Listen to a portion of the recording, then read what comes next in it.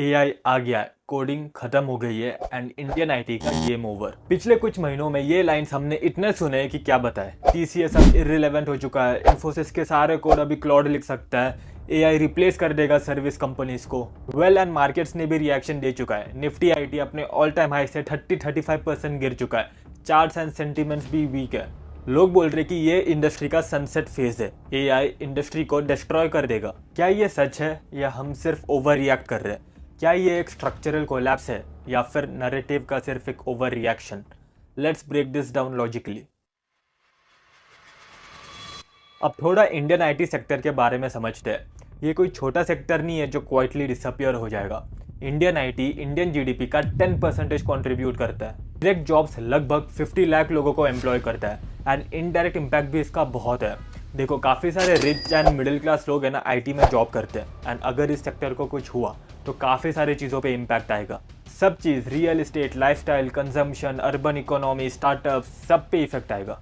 बैंगलोर, हैदराबाद, पुणे, इन सारे सिटीज़ का ecosystem IT salaries पे बिल्ट है एंड अगर कोई बोलता है कि इंडियन आईटी खत्म हो जाएगा तो ये पूरा इकोनॉमिक क्लियर कोलैप्स हो जाएगा, ये बोल रहा है वो। और अगर इनके नंबर्स भी देखें तो टीसीएस एबिटा 27% पे जनरेट करता है एंड इन्फोसिस 20-23% पे।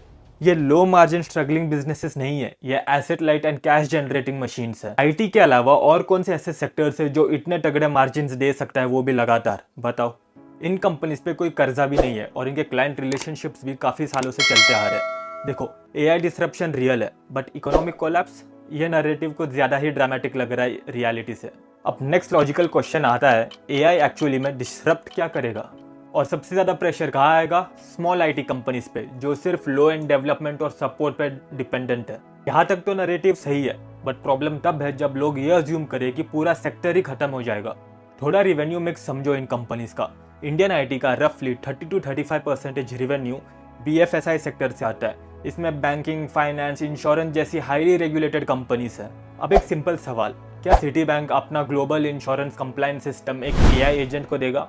क्या कोई इंश्योरर बोलेगा चलो चैट जीपीटी को दे देते हैं, बाद में देखा जाएगा?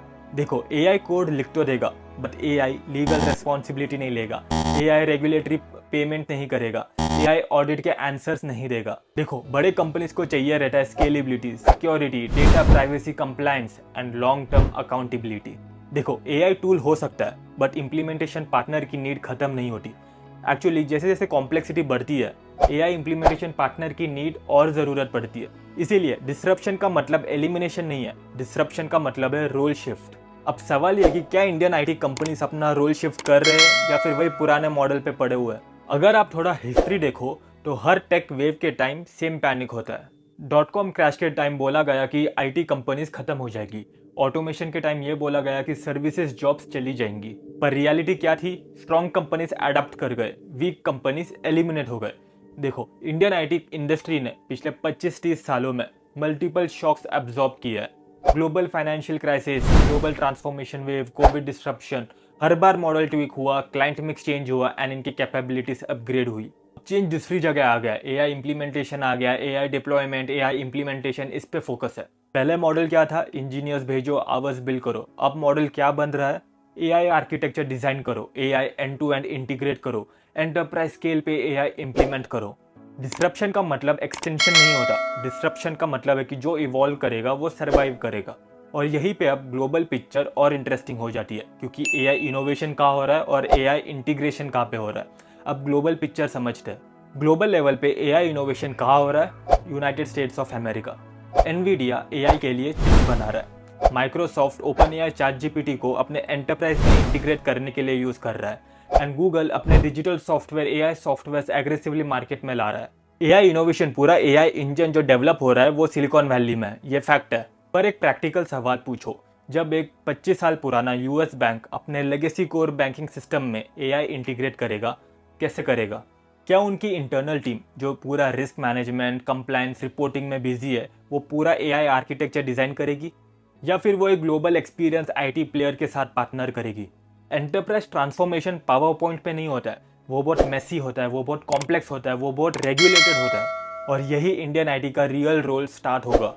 इनोवेशन यूएस में बॉर्न होता है पर लार्ज स्केल ट्रांसफॉर्मेशन डिप्लॉयमेंट वो इम्प्लीमेंटेशन पार्टनर्स के थ्रू होगा।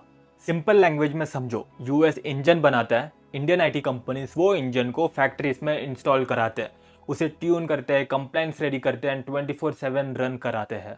ये कंपटीशन नहीं है, ये एक इकोसिस्टम है, और जब इकोसिस्टम होता है तो दोनों साइड्स की ज़रूरत पड़ती है। इसलिए जब लोग बोलते हैं कि एआई आ गया है, इंडियन आईटी सेक्टर खत्म हो जाएगा, मुझे लगता है लोग हाफ पिक्चर देख रहे हैं। अगर आपको अभी तक वीडियो पसंद आया हो तो please subscribe invest with Kartik. अब चलते हैं नेक्स्ट क्वेश्चन की तरफ कि मार्केट ने उसे इतना मिस प्राइस क्यों किया है। निफ्टी आईटी अपने ऑल टाइम हाई से 30-35% डाउन क्यों है। मार्केट ये अज्यूम कर रहा है कि ये परमानेंट स्लो डाउन है, मार्जिन कंप्रेस होंगे और AI displacement long term damage है, यानी स्ट्रक्चरल प्रॉब्लम है। वैल्यूएशंस देखो, हिस्टोरिकल एवरेजेस से कंपेयर करोगे तो ऑलरेडी इसकी वैल्यूएशन काफ़ी गिर चुकी है, और जब फियर एकदम हाई होता है सबसे पहले वैल्यूएशन ही गिरती है। और सिर्फ इतना हो जाए कि ग्रोथ स्टेबलाइज हो जाए, फियर खत्म हो जाए और वैल्यूएशंस अपने हिस्टोरिकल एवरेजेस पे आ जाए, तो यहाँ पे 40% अपसाइड पॉसिबल है। मैं ये नहीं कह रहा हूँ कि कल से ही रैली चालू हो जाएगी, मैं ये कह रहा हूँ कि यहाँ पे फियर हाई है, वैल्यूएशंस कंप्रेस हो चुकी है एंड बिजनेस इंटैक्ट है। और इन्वेस्टिंग में सबसे पावरफुल कॉम्बिनेशन होता है strong business plus week sentiment, deadly combo. अब सवाल ये है कि पोर्टफोलियो में इसे कैसे अप्रोच करें, प्रैक्टिकल बात करेंगे। पर्सनली मैं क्या करूंगा, मैं आईटी कंपनीज को पूरा इग्नोर तो नहीं करने वाला, और ना ही मैं पूरा पैसा इंडियन आईटी कंपनीज में डालूंगा, मैं बैलेंस करूंगा। अगर आपका पोर्टफोलियो वेल डाइवर्सिफाइड है तो आई बिलीव 10-15% आप इंडियन आईटी स्टॉक्स के लिए रख सकते हो। स्टोरी ये है कि एआई जब आएगा इसे इंप्लीमेंट करने के लिए Indian IT companies he use होंगे। और इन्वेस्टिंग करोगे तो सिंपल रखो, बड़े कंपनीज में करो, इन्फोसिस, टीसीएस, या फिर आप निफ्टी आईटी में भी इन्वेस्ट कर सकते हो, सिंपल रखो। और अगर आपको एआई में हेवीली इन्वेस्ट करना है तो of course US tech companies best option है। डिफरेंस समझो, यूएस कंपनी एआई बना रही है और इंडियन कंपनी एआई को इम्प्लीमेंट करने में काम आएंगी। दोनों का रोल अलग है, तो क्लियर स्ट्रैटेजी के थ्रू इन्वेस्ट करो, दोनों में एलोकेशन क्लियर रखो दोनों का। अब थोड़ा अनकंफर्टेबल पार्ट पे आते हैं, रिस्क। देखो, रिस्क तो रियल है बॉस। हो सकता है कि ग्रोथ एक्सपेक्टेड से स्लो रहे, हो सकता है कि ये नेगेटिव सेंटीमेंट्स काफ़ी टाइम तक चले, हो सकता है एआई की वजह से मार्जिन पे भी प्रेशर आ जाए एंड कभी कभी अर्निंग्स भी डिसअपॉइंट कर सकती है। मार्केट कब अपना मूड चेंज करेगा ये कोई प्रेडिक्ट नहीं कर सकता, इसीलिए इन्वेस्ट भी है ना धीरे धीरे स्मॉल एलोकेशन में करो। टाइम दो बिजनेस को प्रूव होने के लिए, धीरे धीरे जब स्टॉक्स गिरेंगे तब भी इन्वेस्ट करना, ऑल टाइम हाई पे इन्वेस्ट मत करना। मेरे अकॉर्डिंग इंडियन आईटी कंपनीज कहीं नहीं जाएगा एंड ये बाउंस बैक पक्का करेगा। देखो, ये यूएस स्टॉक्स की तरह 50-60% एवरी ईयर रिटर्न नहीं देंगे, लेकिन ये हर साल 12 से 15% रिटर्न तो डेफिनेटली देंगे आगे जाके भी। लेट्स सी अब क्या होता है नेक्स्ट बिग मूव। अगर कोई लेटेस्ट चेंजेस आते हैं आईटी इंडस्ट्री में या फिर एआई इंडस्ट्री में, I will definitely make a video on that. Next week मिलते हैं, मैं एवरी वीक ऐसे ही एक डेडिकेटेड वीडियो लेकर आऊँगा फाइनेंस रिलेटेड, जिससे हम इन्वेस्टिंग में हम सबकी नॉलेज बढ़े। Let's grow our well together. See you soon.